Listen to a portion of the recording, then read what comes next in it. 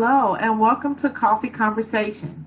Coffee Conversations is a part of Cumberland Family Academy, a Cumberland County Schools initiative that seeks to meet the needs of our families by providing needed information from some of our school district leadership and staff. With each episode, it is our goal to manage and engage families in conversations that are informative, insightful, and encouraging for Cumberland County Schools families. So today we have with us Ms. Melody Chalmers McLean, Assistant Superintendent in District Transformation and Strategic Initiative, to discuss our choice programs. So Melody, we know that Cumberland County Schools is preparing for its first ever virtual choice fair, and that will launch the choice programs application period later this month.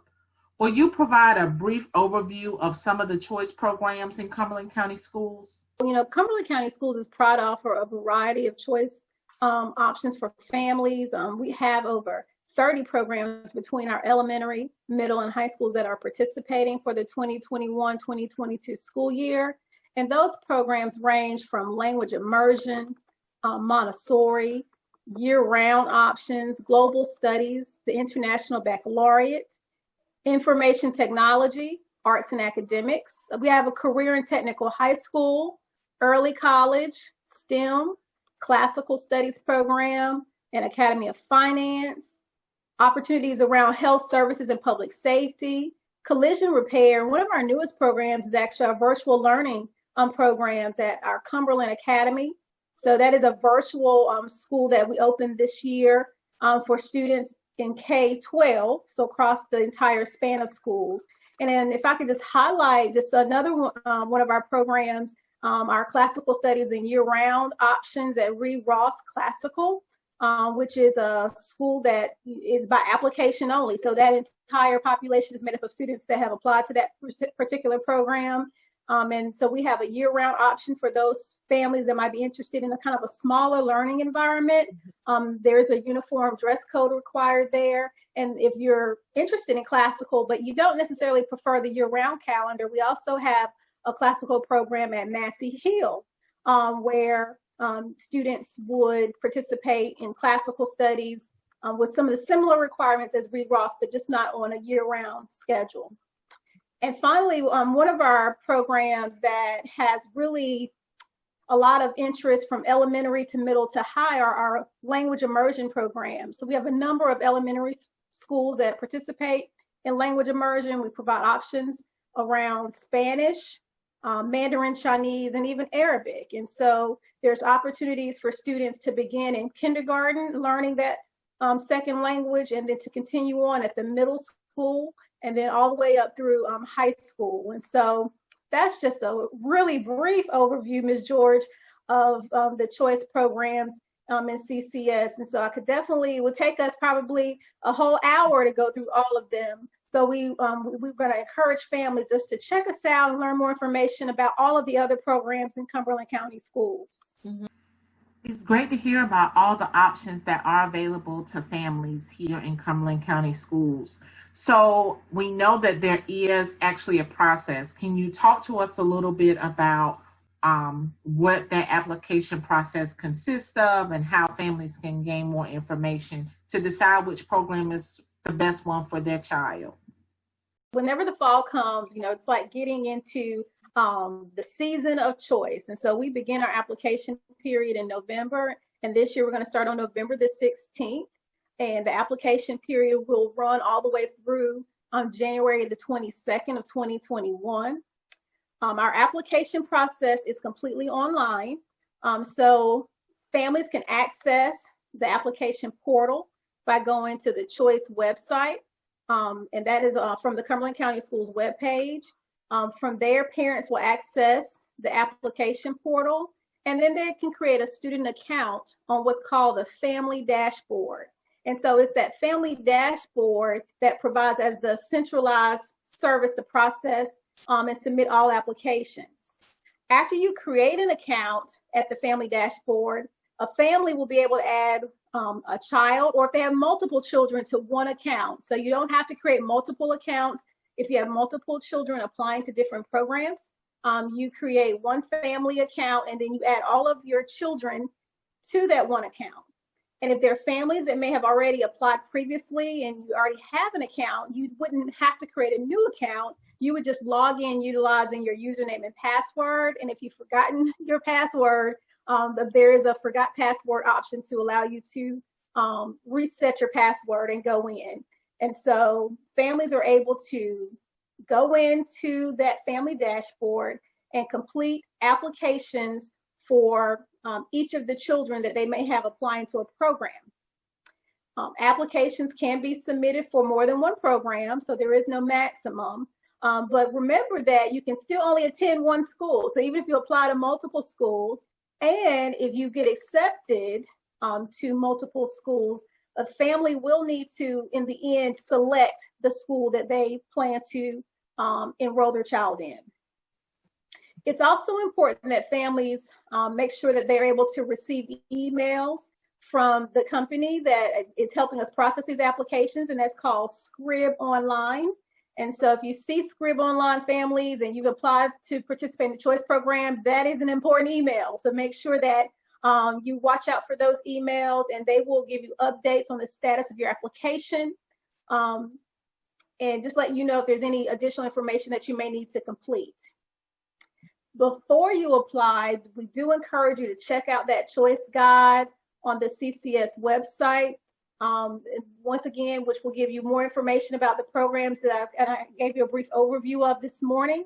And it will also give you information about whether or not transportation is provided. So choice programs are not necessarily schools where transportation is provided.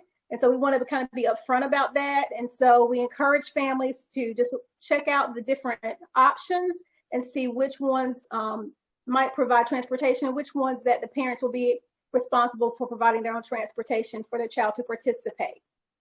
And finally, when you complete the applications, make sure you thoroughly read the CCS choice agreement. That is part of when you're signing off on that electronic application, you're agreeing to those expectations and requirements for participating. And so we just want to make sure you read that information carefully so that you are aware of the expectations and requirements of participating in a choice program. So families find out what programs they're interested in, and then they go through the process of applying. So when do they actually find out if they have been accepted into the choice program that they're interested in? When will they be notified about their application if they are accepted into the program? So the application period ends on January the 22nd. And so after that time, for those schools that have eligibility requirements, they'll go through and just process the applications to make sure that students do meet the eligibility requirements if there are specific things that the school is requiring. And so by February the 29th, families will be notified of their acceptance. And so they can access the status, so they can know whether or not they've been accepted or if they've been placed on a wait list by going back to that family dashboard. So once again, the same account where they created the application and submitted the application, they go back to that same a website which they can access from our choice website on the Cumberland County Schools webpage. They go back to that same family dashboard, and there they will determine if they have been accepted to a program or placed in a wait list. And if they have been accepted, there is a critical next step that we need for families to follow. And that is they have to click a button on that notification page that says accept. And that confirms their seat in that particular program that they may have been approved for. And that's a critical step, because if you don't accept the seat, then after about 2 weeks, and all of that's included in the notification, the seat actually goes away, because there is a presumption made that the family maybe has changed their mind or is no longer in the area and is not going to participate. So it is very important that if families receive approval on or after February 29th to participate in the program, that they determine which program, if they've been approved for more than one, they want to accept. They have to click the accept button, and that confirms their seat.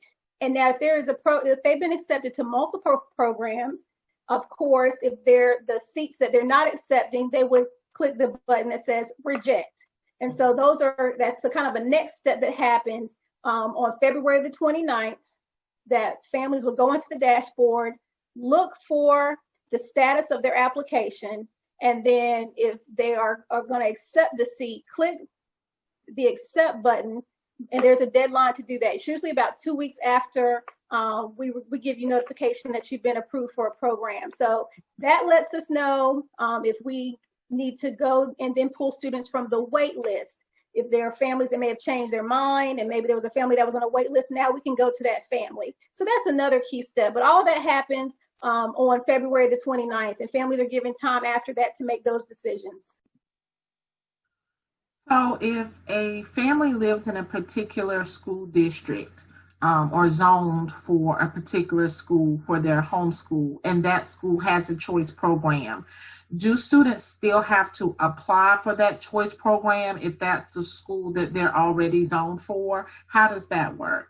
So no, families are not required to fill out the district-wide choice online application. If they're already going to be attending, they're already assigned to a particular high school or particularly attendance area.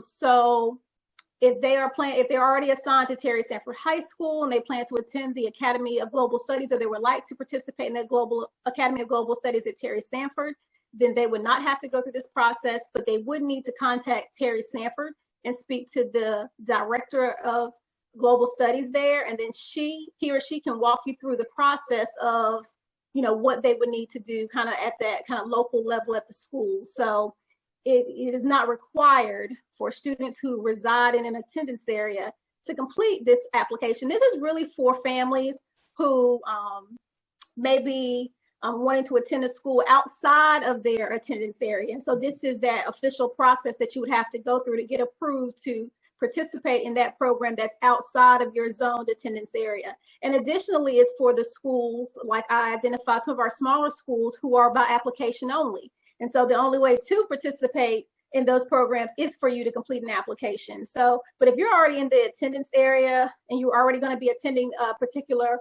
school that has the program, then you would just need to contact that school and let them know you're interested in the program, and they can walk you through what steps you need to take at the school level to be approved for the program.